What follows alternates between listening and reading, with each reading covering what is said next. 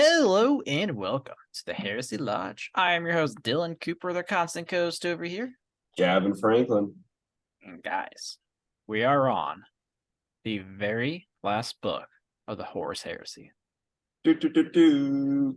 Holy fuck. It's only 54. taken 2.5 years for us to get to this moment.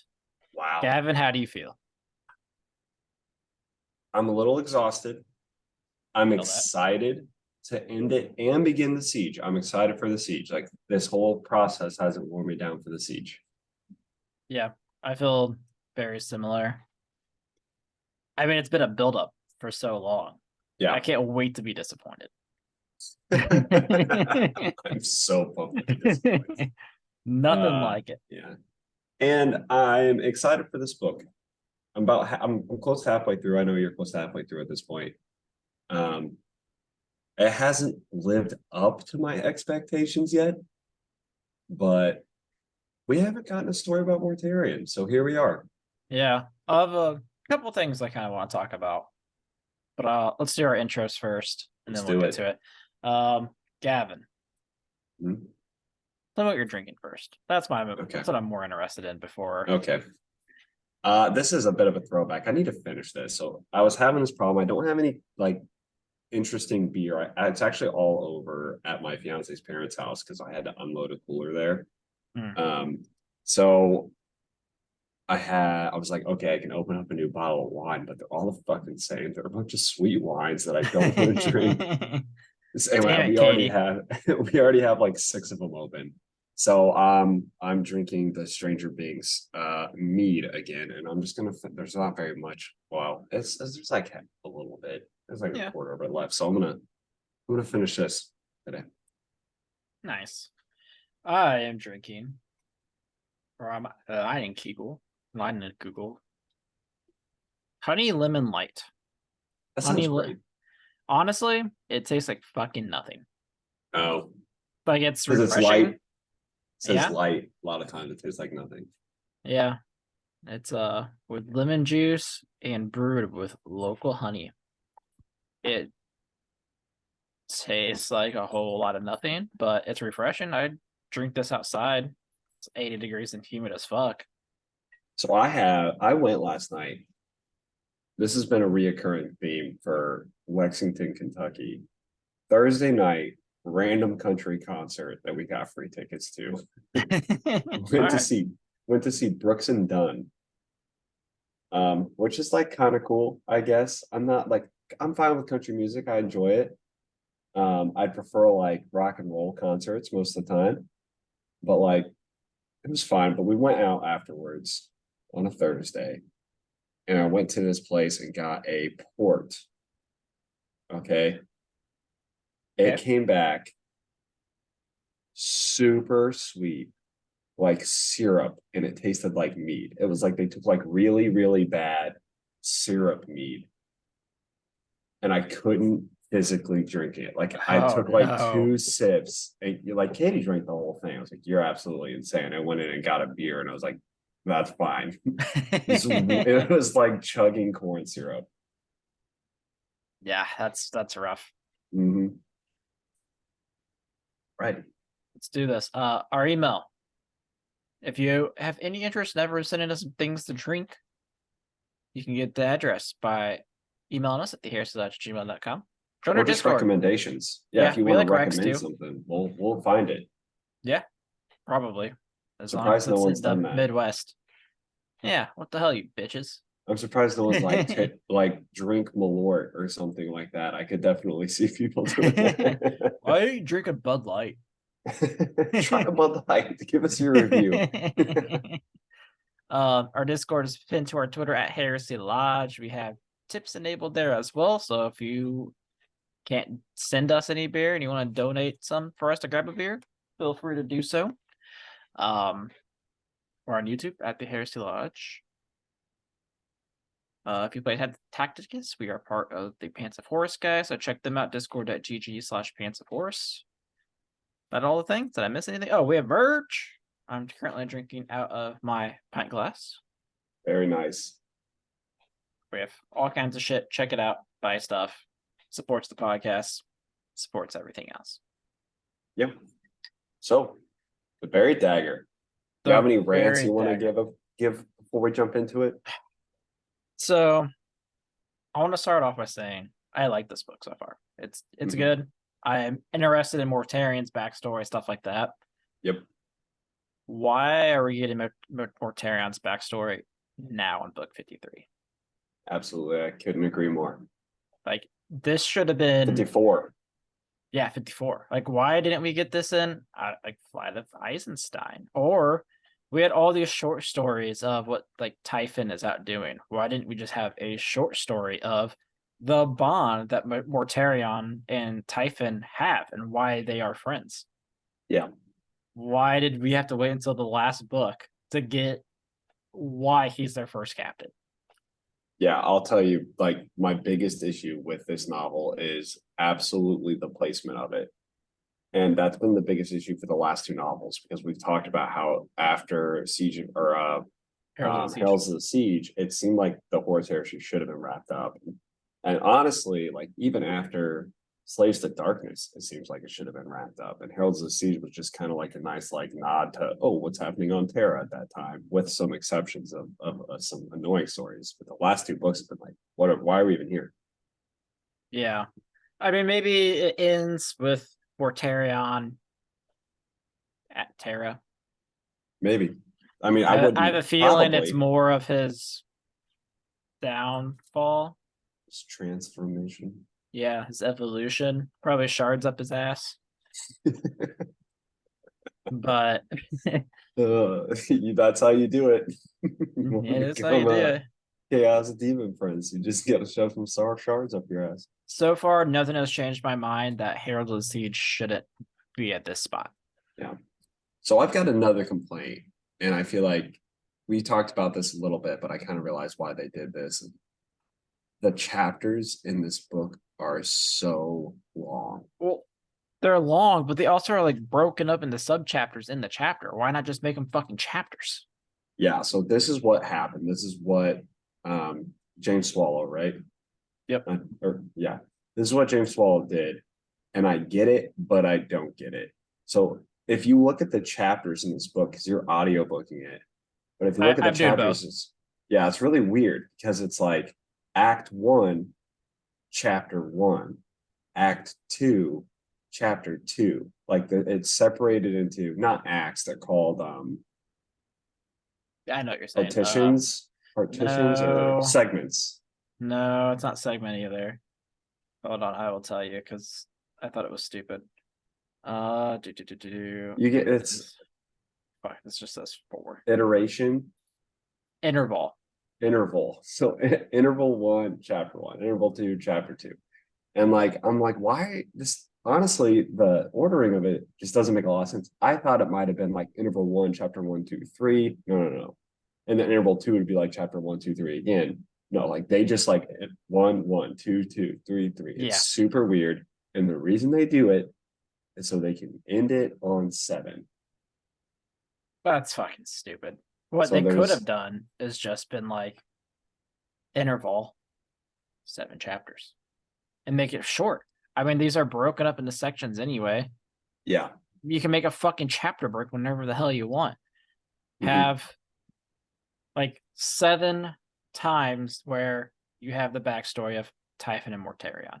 7 times of the fucking Grey Knights or whatever the hell they're called. And then 7 times of Mortarion and Typhon now. Easy. Yeah, How many fucking pages are in this book? It better be divisible by 7. Well, I did some research or I did some math. The average chapter in this book is about 38 pages. Can't divide 38 by 7. It's just, that's so big. To put that into perspective, the largest chapter, not the average, the largest chapter in Titan Death was maybe 20, maybe.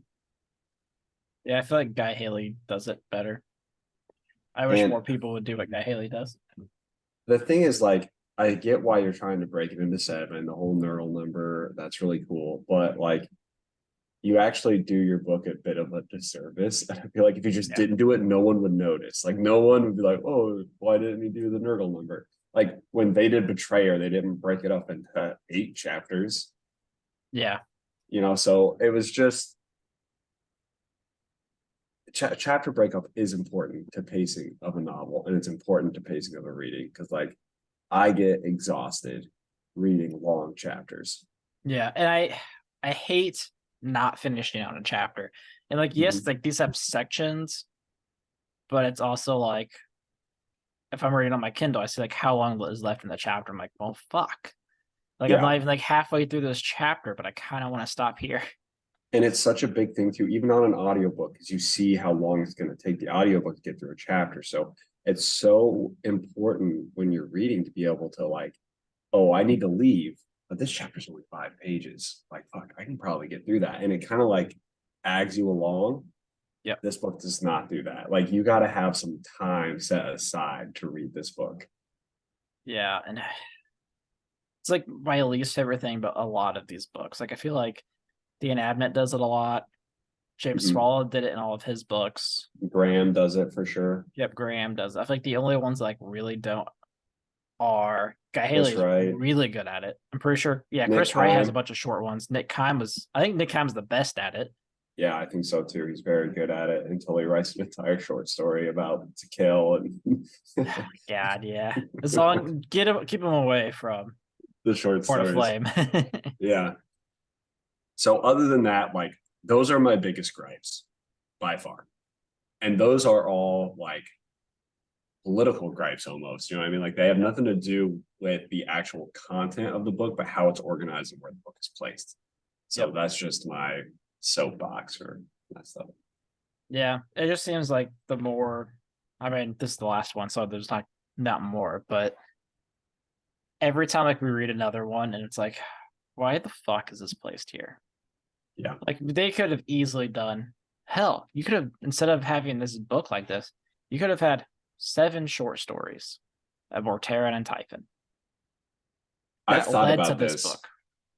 Yeah, I've thought about this a lot when I think of Henry Cavill and the fact that he's going into the Warhammer universe. Now, I think it would be monumental, a huge undertaking to try and do the Horse Heresy. I honestly don't think that he's going to try and do that. No, I'm leading. It would be sick as fuck, but I wouldn't. I'd be surprised if he didn't do something more like Eisenhorn, like that kind of stuff. But Henry Cavill's been known to just really want to stick to the source material, and as an avid reader of the Horus Heresy, I think that would be a terrible idea. So it depends, right? I think if you don't go on how they ordered it, yeah, you're gonna fix a lot of the issues. Because like in this book, right, we haven't seen Mortarion since Vengeful Spirits, and even then he had a super small part. And then we had a few short stories. He was in Scars. He was in Path to Heaven. True. Yeah. As the like villain, Mortarion's always been like the B-list character, or like the villain that's in the background in a lot of the con books, especially in the White Scar books.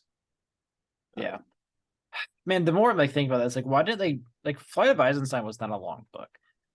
Like and like the whole like first half of Flight of Eisenstein is also then like setting up like how the Death Guard are as a legion. Yeah, and but it never talked about Mortarion. Like you had like one scene. Other than like the drinking of the poisons. Like that was it. Like, we had all this stuff in Galaxy and Flames, or I think it was Galaxy and Flames, where Typhon was like, I was the fucking first to talk to these motherfuckers. Fuck you, Erebus, you nothing but a bitch. Why didn't we get like that? More I agree. of Typhon and like setting all of this up better. Had all this backstory done and over with. Then like, I don't know. I feel like a lot of this could have been broken up into short stories. Yeah. I think if they made like a TV series on the Horus Heresy, I would 100% be on board if they cut out quite a few books. Like I would be okay if they never talked about Nemesis. Yeah, Oh God. like you don't have to do anything about Nemesis.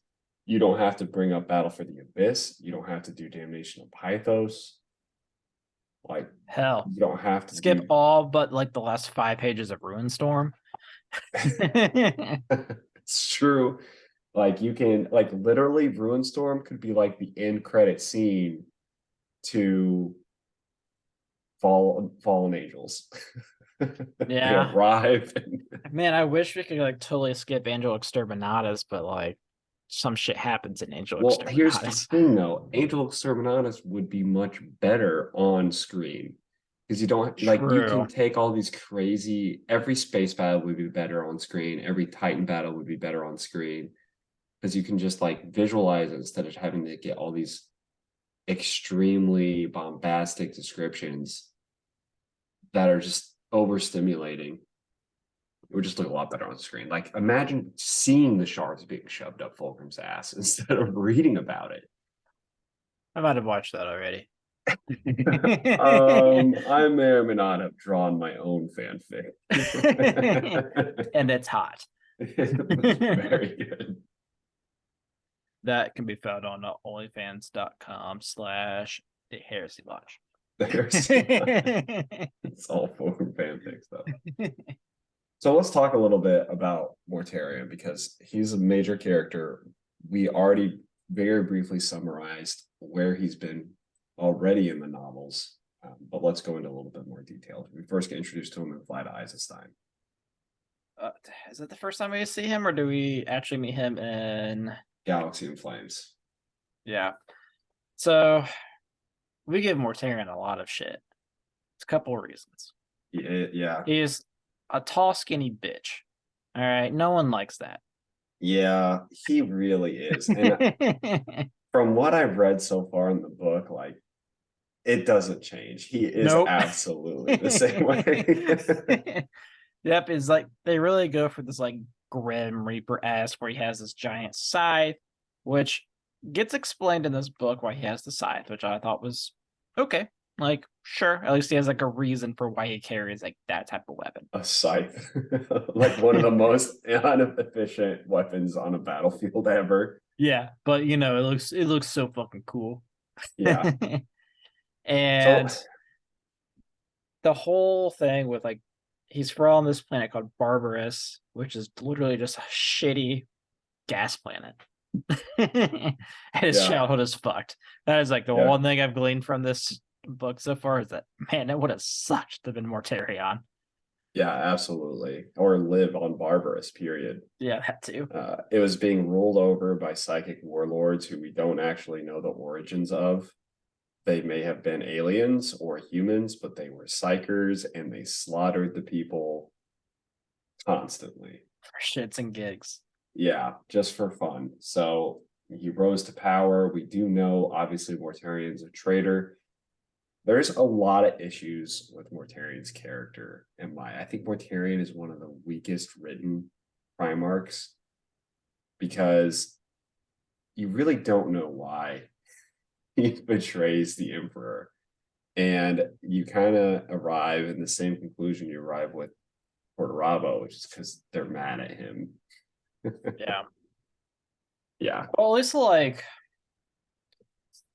Portorabo always felt like he like felt second fiddle. So sure, maybe it's just like Kind of there. little Yeah. what is it? Not Jealousy or yeah, like I don't know, you're the malcontent fucking or middle child problems. sure. And Mortarion, his whole concept and the reason he cites for betraying the emperors on Barbarous, he made plans to try and kill his father, but he couldn't resist the poison that his father could resist on top of his mountain. He didn't make it to the top of the mountain where all the terrible poison was. And the emperor shows up and kills him instead. And Mortarion was mad at the emperor because he wanted to do it, which is so weak sauce. Yeah. When like you compare that story to like Vulcan's story, which is basically the same thing, except Vulcan like venerates the emperor for doing what he could not. You know, like Vulcan almost dies trying to kill a salamander, but then the emperor killed a bigger salamander and then saves Vulcan's life. And Vulcan's like, this guy's the shit. Yeah, I mean, honestly, like so far, I think there's really only 2 traders who I think made the most sense to turn. That is Lorgar and Angron. Angron makes a lot of sense. Every argument that Angron has had, genius. Lorgar, I also agree with that. Lorgar was kind of like, it was his fault. Yep. But I get it. Like, I get why he did it. Yeah, I mean, what they did was a little fucked up. No, I agree. They could have just been like, hey, can we have like a meeting? Instead, they're like, all right, look. Yeah. This planet that they're really fucking proud of, let's fucking nuke it. If and then make him bend his knee and suck my dick. That's really wild. No, what? I'm not even gonna fucking be there. He's gonna suck Malgador's dick. Malgador's like, whoa. All right. I mean, sure. It's been a few years on why this is happening, but shit, all right. It would make a lot of sense if, like, it would make more sense if the Trader Primarchs, all of them got together, were like, oh no, we actually decided to betray the Emperor because of monarchy as well, because that was fucked up. That would be a better reason than a majority of the reasons that the Trader Primarchs have for betraying the Emperor. Yeah, I mean, Horus was lied to by the Chaos Gods, so he turned, sure. Horus is kind of like, yeah, it's just a thing. The rest of them are... At least like Fulgrim, like, was sweet talked by a demon. Yeah, he was kind of... It's just like a slow, like, maddening, like, decline. Yeah. Conrad is just absolutely crazy, and they were going to kill him before the dude even betrayed the Emperor. Like, he was next on the chopping block. Yeah, I mean, he's tried to kill like several of his brothers before the Heresy, so why they even left him alive at this point is beyond me. Yeah. They already got rid of 2 other legions. Why didn't you just like kick Conrad down? Yeah, like, and as you can see, like almost every traitor Primarch, like you can either justify that they were a traitor or kind of talk yourself into understanding why they were a traitor or why the Emperor was just gonna kill them. But Mortarion and Portorabo, to a degree, it's just like so poorly explained. And like you can like go out on a stretch and explain why, but it's still weak sauce reason compared to almost every Primarch. Yeah, I think it'd be like different if like Portorabo, for instance, was like BFFs with Horus. Like they just did fucking everything together. They were just best fucking friends, always like knocking them back, hanging out, fucking the same chicks. Eskimo bros and bros. Yeah, exactly. But instead, he's just like, well, Never's a dick. Literally, poor Robbo. I just wanted to build stuff, and he said Dorn's better, and I said, fuck that shit. That poor Robbo is only betraying because he hates Dorn and wants to prove that he's better than Dorn. It's so pretty weak. Much. And that brings me to my second point as to why I can't stand Mortarion as a character and why he is so weak. Because that guy makes no decisions. Mortarion makes no decisions for himself. And every decision he gets talked into making, he regrets, as evident in Scars, where he basically begs Chagatai to make a third faction with him. Look, fuck both of these guys. This sucks. Turns out Horus talked me into something that I shouldn't have joined. And in this scenario, we get another situation where he's being talked into something that later he's going to be like, oh, fuck, I wish I didn't do that. He's just so easily manipulated. Yeah, which, I mean, I guess so is Magnus too, right? Kind of, but Mortarion's manipulated through, like, really simple things. Right, like Magnus's manipulation took like thousands of years, a statue of a bird following into perfect hexadedral whatever shapes by Siege. he needed to reveal this specific ritual and fly through the warp to be convinced by God to save his father. Like all kinds of crazy shit going on here. Hyphen is literally just like, yeah, I think the bad guys are the navigators. Boom, boom, boom. That's it. That's all it took. Yeah, that was a moment. So we'll talk about that in the review. I think like let's summarize what we should know going in this book. Yeah, take it away. So last we saw book wise of Mortarion, I think was Path of Heaven then. Yeah. And then did we saw Typhon and Fallen Angels at the end. Well, we right? just got a short story of them in Heralds of the Siege. Right. I'm thinking just like main like actual book, not Yep. short Well, story. he was not actually in Fallen Angels. He's just reported on in Fallen Angels. And then we actually have him in a previous short story between him and Swain. Yes.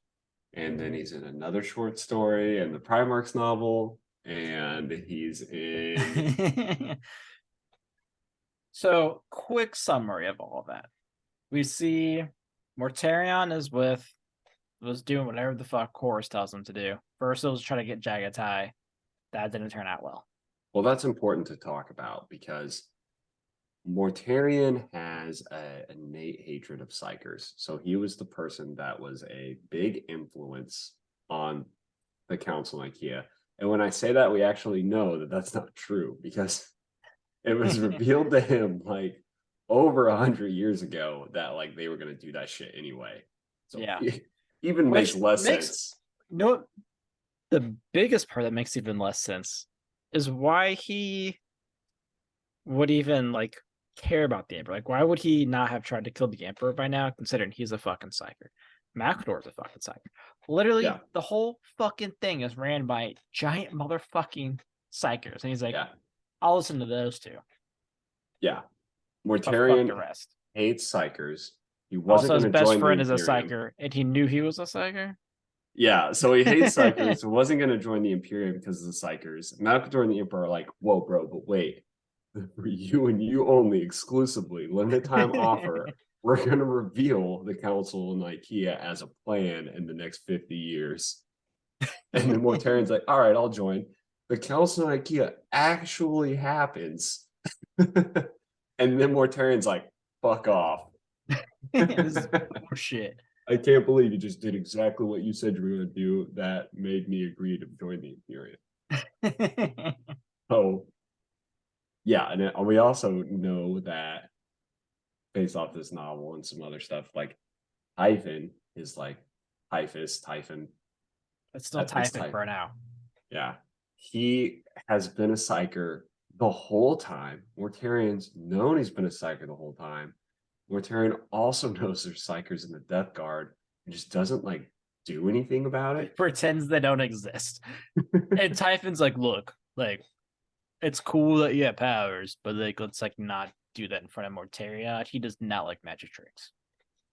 He then goes to the Khan at the end of Scars, who is a big supporter of psychers, and goes, yo, bro, I hate the bad side. I didn't realize that we'd be teaming up with psychers. Do you want to create a third faction to take both of them down? The Khan's really weirded out by that. Leaves, and then the next thing we get a Mortarion is he practices being a psyker. Well, it's only to know like how to like not be psychers. His character makes like he has so many fundamental flaws as like a written character because his actions keep contradicting themselves. Mm-hmm. It's so confusing. Yeah, and it just leads back to, bro, why did you fall? And I mean, like, if you play 40k, you know what happens to Mortarion. Mm-hmm. And we should be getting that in this book, and that just begs the question again, like, man, everything Typhon is doing in this book is just sketchy as fuck. It's so preventable. Yeah. This is the problem I have with like going back to it is like Mortarion has a very specific set of beliefs, but none of his actions follow those beliefs. And he kind of lets other people like decide where he's going to go. Like Mortarion's story doesn't feel like Mortarion's because he just doesn't make any decisions for himself. So. Yeah, he's a pretty weak Primarch. I would agree. He's very strong physically, I guess. Is he strong or is he resilient? Yeah. Whatever the fuck that means. The answer is yes. Yeah, So so big thing on them is they just fucking love being poisoned until they find a poison that they can't defeat because guess what's fucking Nurgle. Which yeah. one thing I really hate about these books, and I mean, I don't know how else they would have done it, but it's so obvious which chaos gods are like favored for like which legion. Like Mhm. the Death Guard and their poisons and like being super resilient and stuff. Like, oh, Nurgle, okay. Gross, nasty shit, sure. Well, to a degree, I think it would have been really cool, like, because they would be a great counter. If you had to choose any fighting force to fight Nurgle demons, I'd probably choose the Death Guard. Yeah, resilient. Conceptually, Yeah. yeah. But then I think there are some factions, specifically Khorne, like Khorne wanted Sanguinius. Now it was blatantly obvious as soon as you met Angron, like literally immediately, Yeah. you were like, "Oh, that guy, yeah, he's probably gonna do some fucked up shit." Yeah, which I mean, the Blood Angels also kind of make sense with their blood rage shit. Yeah, but it doesn't make sense. But they weren't the ones that fell. You know what Yes. I mean? So, yeah, But like, could you imagine like Zinch World Eaters? I think it would be way more cool in the Zinch storyline if the Space Wolves became like Zinch, like they went super mystic route, and Zinch and some sort of twisted events actually made it to where the Space Wolves invading the Thousand Suns was what tipped them into chaos. I think that would have been really cool. Yeah, that's cool. I don't know. I kind of like Zinch World Eaters. Like What does that they're even the mean? so like they fucking tricked them into the nails. And the nails, instead of just making them fucking angry all the time, like what if instead it like changed their minds randomly? Like, oh, like we should go fight the fucking space wolves. How about we just fucking buy horse? I don't know. Like just like random shit. Like it just like something that like changes their minds like on instant instincts. What are you, a teen drama writer right now? Go write a fanfic. I know it's going to be sexual in nature at some point. Okay, look, instead of going to go fight, they find Fulgrim. What if the Space Wolves come to put down their psychery, but are really turned on by their rage? And hear me out, they're all dressed as wolves. But that's it. They're And wearing like and wolf it's hot. coats. There's the world leaders are sweating. When you say that though, like when you say what, wait, they're all dressed as wolves. I just think of the entire scene in Wolfsbane where it just describes that this dude's full leather like gimp outfit. I'm like, oh, That's what they so want. That's what I that's want. that's actually how they are. They're like owl. I'm like, oh yeah, it's getting real weird. Buried the whips and the chains. Mm-hmm. So now that we're past your fanfic time, let's talk about the second half of this book, which is about the Knight Errants. Real quick, I think we should touch on Typhon's storyline real quick for those that haven't read short stories. Mm-hmm. So Typhon's been all over the place. He started fucking with the lion to try to get the teleport device the lion refuses to use because it's an alien that was only convenient for him when it needs to be convenient. Mm-hmm. And then we find out he's BFFs with Luther, hangs out with Luther on his planet, and then no, so Luther comes to him. he fights. Corswain tracks him down. Yep. Typhon's fighting Corswain. Luther comes, helps him. He invites him to Caliban though. And he goes to Caliban and then he fucks off from Caliban after the Nurgle incident. No, they never go to Caliban. I am like 98% sure they're on Caliban. No, on that short story, Luther's going to him. We'll have to double check. Because But like I'm they pretty gave sure. him like a random piece of land. It was like you can make camp over there. He's like slaughtering people. Yeah, fucking Calvinites. I'm pretty sure. I'd have to double check that one, but I mean, you might be right. I'm fucking right. I've never been I wrong don't in know, my that's goddamn life. fine. Whatever you say, man. Whatever you say. But And this whole time too, throughout all of these stories, like he's kind of going in that down this path, the progression of slowly turning into a Nurgle fan. yeah, and at the end of his last story where he leaves, I'm pretty sure Caliban, he has like the mark on him where he's like decaying. Yeah. We also get, the way that these two stories tie into each other is after Jagatai Khan rejected Mortarian's plan to make a third faction, Mortarian tracked down Jagatai, lost, Jagatai escaped, and Mortarian was just sitting there. And he goes, you know what? Fuck this. I'm gonna go find Typhon. Doesn't do that. No. It's not what happens. They just kind of run into each other. Typhon finds him. Yeah, actually, Typhon is like, all right, it's time to go home. Mm-hmm. But And instead of another, the lion, he actually went to where he wanted to go. yeah. So this gets really confusing too, because I think there's another like retcon in this book, like right in the beginning, where Mortarian is told by Typhon that it's time to go to Terra. And Mortarian says that he met with the War Master's Equerry, who told him to race ahead to go to Terra. But we know in Slaves of Darkness, right? Slaves of Darkness that Malagurst asked Mortarian to come to Oh no. Olenor, and Mortarian just said, fuck off. So that's not true. Yeah, he did say fuck off and go to Terra. Yeah. So, yeah, Malagurst did not ask Mortarian to go to Terra. Mortarian just decided to go to Terra.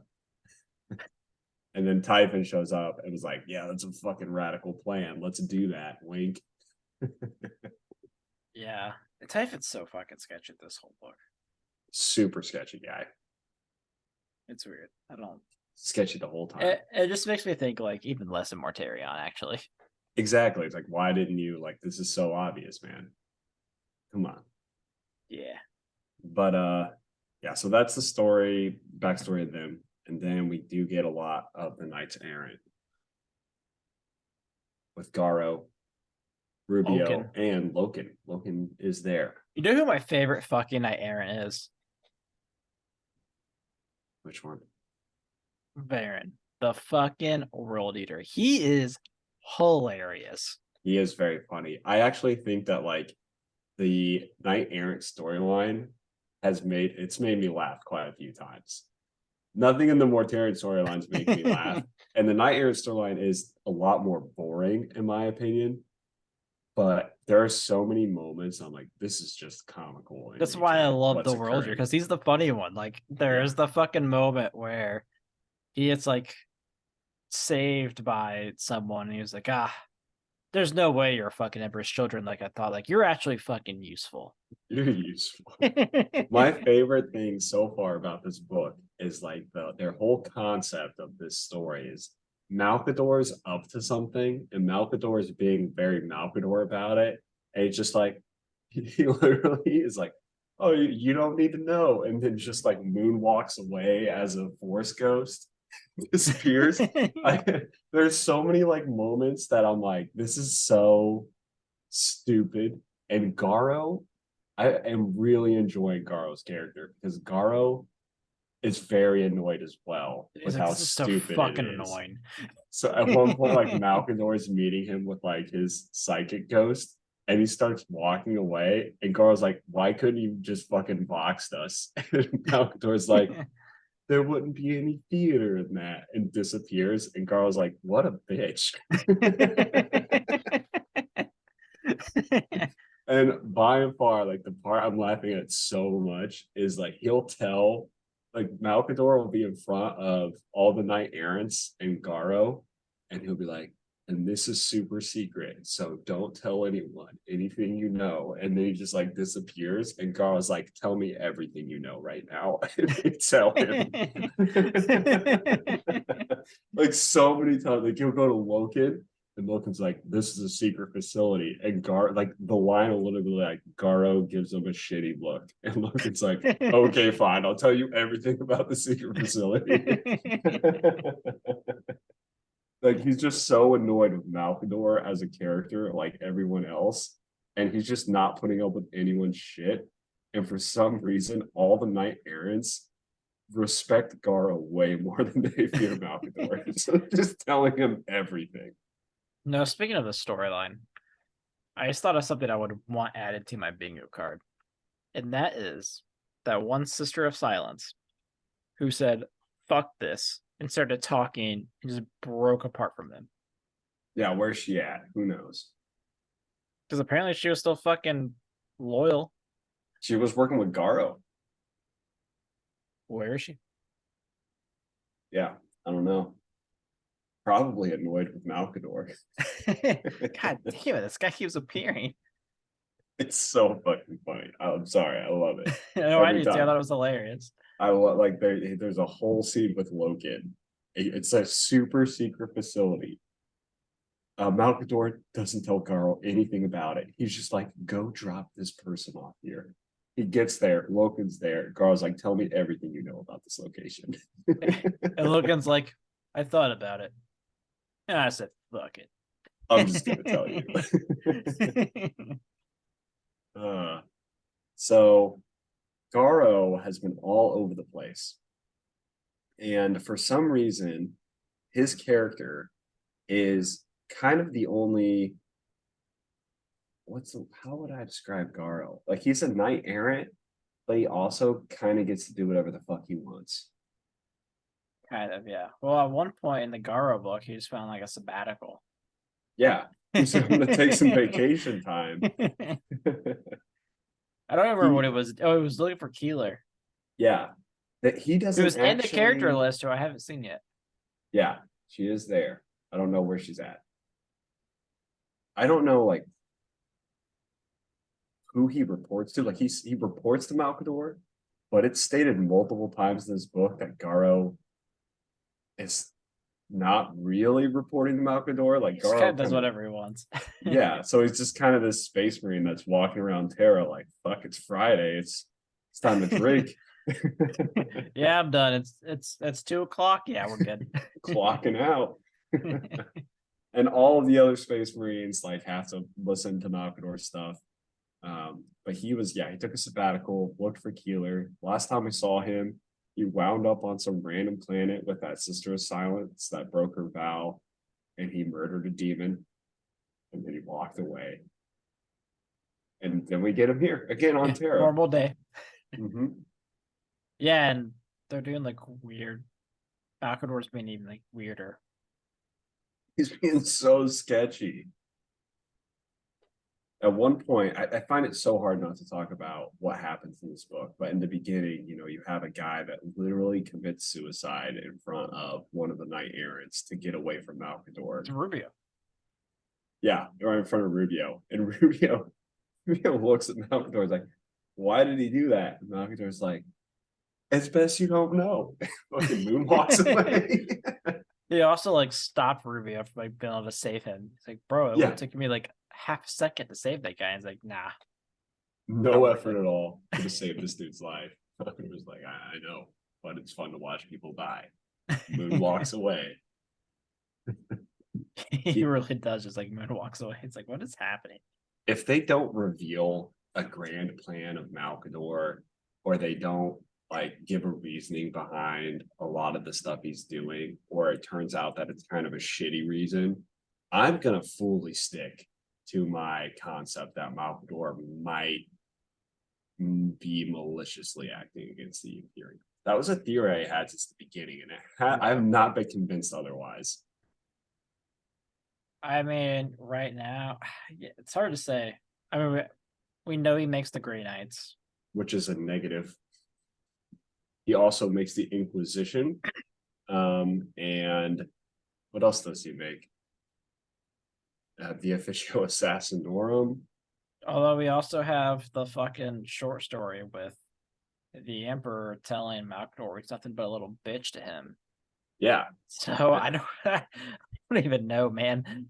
I mean, Malkador pretty much put in place every single system in the current like 40K timeline that you could argue is like a good thing, but ultimately is what makes it a dark imperium. Like the Inquisition, oh yeah, it really helps us against chaos and Xenos. But when you really think about the Inquisition, the amount of times they just exterminatus planets for fun because that's how they get hard now is a little fucked up. Think about all the times the Grey Knights have just murdered entire populations because somebody read the word demon on parchment paper. Well, apparently the fucking bullets are made from the blood of the innocents or something. What the fuck? What is this? The Assassinorum just murdering people for political reasons most of the time. So Yeah. I don't know. I just don't trust this Malkador guy. Everyone will probably tell me I'm wrong, but so far in the entire series, he actually hasn't done anything to prove to me that he's working for the good of the Imperium. But counterpoint, he was doing more than the Emperor's doing. I mean, fair enough. The Emperor could have just closed the door. You know what I mean? Maybe just like, pull it up the gate and be like, all right, maybe we should fucking fight. I can just remember, it reminds me of that scene. I don't know if you've ever seen The Road to El Dorado, that animated movie where they find El Dorado. There's this whole scene where like these evil forces are trying to get through the tunnel and like they're trying to figure out how to stop them. And the guy's like, we take the boat through the river, crash the things, we do all this over, and he like explains it over and over and over again. And the whole concept is just they're supposed to like shut the gate so no one gets in. Like if you would have just done that, the war would be over. Would be too easy. Yeah, I don't know. So when we talk about the Knight Errants, we do have some that we've seen before. A lot of them were ones rescued by Garo in his previous novels. We have Rubio, who was rescued off of Calth. When I say rescued, I mean, yeah, that time when Garo just pulled up to Calth in a space cruiser. I can imagine he was riding the vehicle from Spaceballs. Yes, that's exactly what I was writing on. Yeah, it's like an RV, right? Yeah, something like that. Oh, Space Winnebago. That's what it was. It Yep. was a Winnebago. Comes and pick up Tylus Rubio on Cal. It's time to get out of here. Fuck this. He goes to get Loken, also on the Space Winnebago. Just going around picking people up. This fan 5, tons of traders running around. We get like tons of short stories from people on his fan 5 still fighting for some reason. His fan 3, it's just a bunch of zombies. And that random group of Death There's a Guard. dreadnought. And that random group of Death Guard called Black Shield that escaped. Yeah. At one point, I have no idea what happened with. I forgot about that. Yeah, that's a thing. And then we have Varen, who's also rescued by Garo from just a ship. Yeah. From White Scars. Evil White Scars. We do get mention of the Night Lord. So Tylos Rubio here helps them on a mission. And he makes a statement that he just got back picking up another Knight Errant. And then you get like a point of view of him, and it's the Night Lord that he picked up in that short story. I don't remember this. You remember the short story as a Night Lord? No, I remember the short story. I don't remember this happening in the book. Yeah, so I thought there's a character. I can't remember his name, Ian, something like that. I thought he might have been the Night Lord, but when Rubio arrives, like you get this point of view of him, like, oh, I didn't tell him about the fact that I just saved a Night Lord from the slums of some Terran palace and gave him the Malcador for like questioning. I was like, oh, so that's not that character. You must have just missed that in the fucking audiobook. That's probably with audiobooks. It's hard to stay focused on it. Sure. You also get what Rubio thinks. This is super frustrating. Oh, the one that he thinks is a fucking Space wolf. Yeah. Yeah. Says he's not a wolf. Maybe we'll get his identity, maybe we won't. I've got a feeling we're going to get introduced to a lot of knight errants who we don't actually get their identity revealed, which might be a little frustrating. Well, I mean, that's kind of how. Yeah, I mean the founding Grey Knights. You don't have like all their actual names. It's so frustrating because I feel like that was such a huge cop out to not finish a lot of character stories. Yeah, that's why like one of them is rumored to maybe be Sevatar. But if you think about very that, cocky guy with like this like the spear thing that he carries around. if you think about that though, they just saved a Night Lord to be a part of the Grey Knights, and I know he's probably a Grey Knight because he is a psyker who hates Sevatar.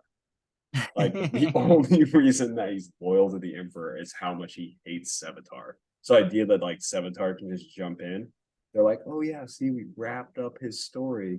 But what about that one dude that's standing next to him that literally hates his guts? Well, irrelevant. They don't think about that. They don't interact. He changed his name and he never takes off his helmet. Cool.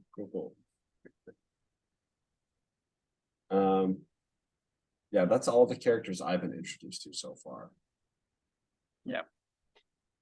That's another thing I would change if I was making a TV show. I would drastically reduce the amount of characters. I just don't think you can have that many TV show and keep track of them. There's so many characters. Keep throwing in more every fucking book. And it's for no reason. Yes. Fodder is what they are. Yeah. So you can just most of them die. Red shirts, constant. I don't need it. Don't even name them. Yeah. Fuck, the last book, there's 7 people with the same name. Most of them died. Yeah. So yeah, I don't know. It's been okay so far. I think I'm gonna enjoy the second half more than I am the first. I have enjoyed the book. I've thought some parts are funny. I really enjoy Mortarian's backstory. Hyphen's weird. That's weird. And a super weird position for it to be in the Heresy. Yep. But I mean, that's most books at this point, right? Mm-hmm. Some of them are good. Makes no sense where they are. But hey. At least it's not Born of Flame. It's not Born of Flame. And it's our last one. Next week will be the last episode for the Horus Heresy, guys. That's fucking nuts. And we'll be in person.